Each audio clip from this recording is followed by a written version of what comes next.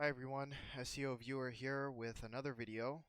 Today we're going to be discussing how to discover thumbnail outliers using YT Studio Pro.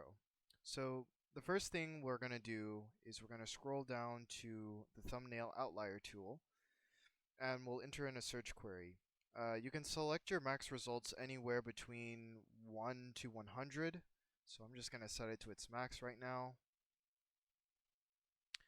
And for search query, I'll just put in Galaxy.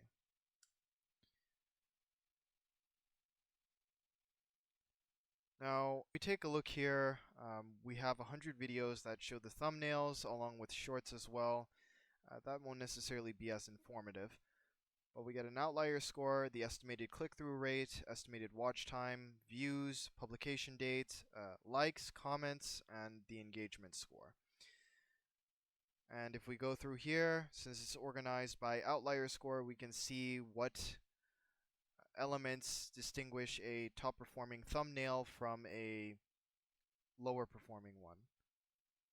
And if we're looking for other pieces of information to sort by, we can go by estimated click-through rate, where we're seeing we're getting a bunch of shorts here.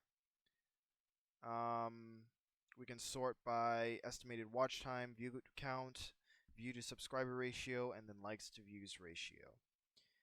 And finally, if we go over here to the charts, we can see a distribution of the outlier score. So we can see where each of the videos kind of lies relative to the other ones. And then we get a bar graph of the estimated click-through rate. And it looks like the highest ones are at about 30%.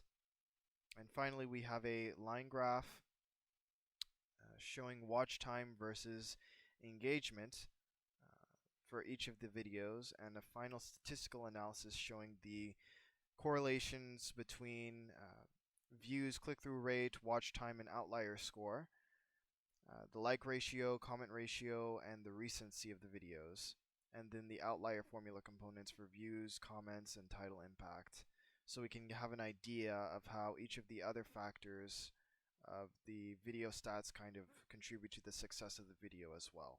If you'd like to perform your own analysis of thumbnail outliers, I have included links in both the video description as well as the comments.